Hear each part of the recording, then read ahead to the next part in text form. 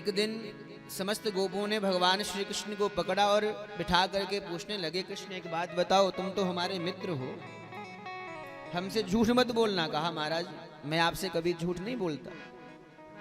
कहा एक बात बताओ, क्या तुम भगवान हो? भगवान मन में विचार करने लगे, बालकों से पूछते हैं कि बताओ आज आप लोग मुझसे ये बात क्यों पूछ रहे हो? भाई आपको क्या लेना देना मैं भगवान हूं या नहीं हूं? ब्रजवासी कहते हैं महाराज हमें कोई मतलब नहीं, तुम भगवान हो तो बने रहो, हमें क्या करना है, लेकिन हम जानना चाहते हैं कि तुम भगवान हो कि नहीं हो। भगवान श्री कृष्ण ने कहा भाई मैं हूं कि नहीं हूं ये मुझे नहीं पता, आप बताओ आपने कौन सा कार्य करवाना चाहते हो भगवान से। तो कहा भाई यदि तो तुम भगवान हो तो हमें तुमसे एक कार्य है। कहा क्या कार्य है? बोले हम तुम्हारा वैकुंठ देखना चाहते हैं।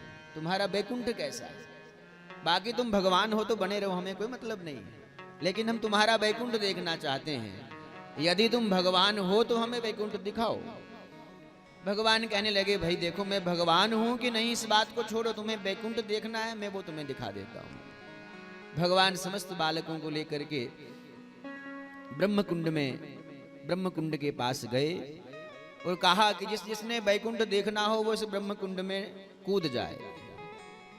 पहले तो बालकों ने सोचा, कन्हैया से कहा कि हे कृष्ण हम देखना तो चाहते हैं पर देख करके वापस भी आना चाहते हैं, कहीं ऐसा तो नहीं कि देख करके वहीं रहना पड़े। बोले नहीं, आप मेरे साथ चलो और मेरे साथ ही वापस आ जाना, यदि देखना चाहते हो तो कूदो।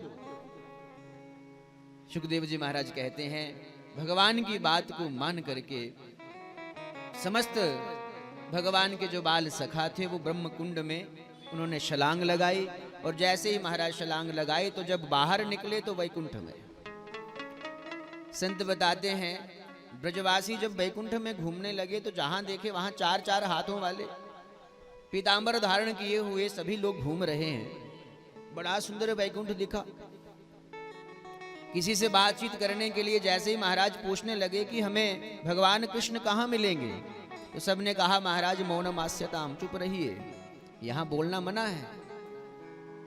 आपस में ब्रजवासी बातचीत करने लगे कि हो सकता है भाई हम वैकुंठ में हैं, यहाँ आपस में मिलने जुलने का, जैसे कहीं कहीं जाओ तो जब संबोधन करते हैं तो कोई राम राम करता है, अयोध्या में जाओ तो जय श्री राम ऐसा कह करके लोगों से मिलते हैं।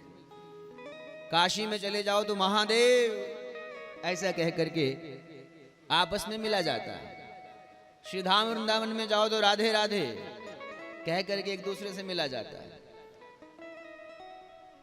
तो समस्त ब्रजबालक आपस में विचार करते हैं, हो सकता है भाई वैकुंठ में कोई आपस में संबोधन करने का कोई और शब्द हो। किसी से पूछा कि हमें भगवान कृष्ण से मिलना है, तो कहा महाराज वो तो दरबार में बैठे हैं, ये जितने लोगों की लाइन लगी है सब भगवान का दर्शन करने के लिए बैठे हैं, आप भी लाइन में लग जाओ। ब्रजवासियों ने सोचा महाराज वैकुंठ के जो भगवान हैं ये तो बड़े दुर्लभ हैं, हमारे वृंदावन के कृष्ण अच्छे हैं, बहुत सुलभ हैं, जहां मर्जी मिल जाते हैं, कहीं पर भी उनको पकड़ करके बैठ जाओ। तुरंत भगवान से प्रार्थना करे कि बस हमने देख लिया महाराज वैकुंठ, वापिस आ बुला लो। तो पुनः उसी कुंड से वो वापिस निकल आए। इति संचित्य भगवान महाकारुणिको हरिः दर्शयामास लोकं स्वं गोपानां तमसा परम।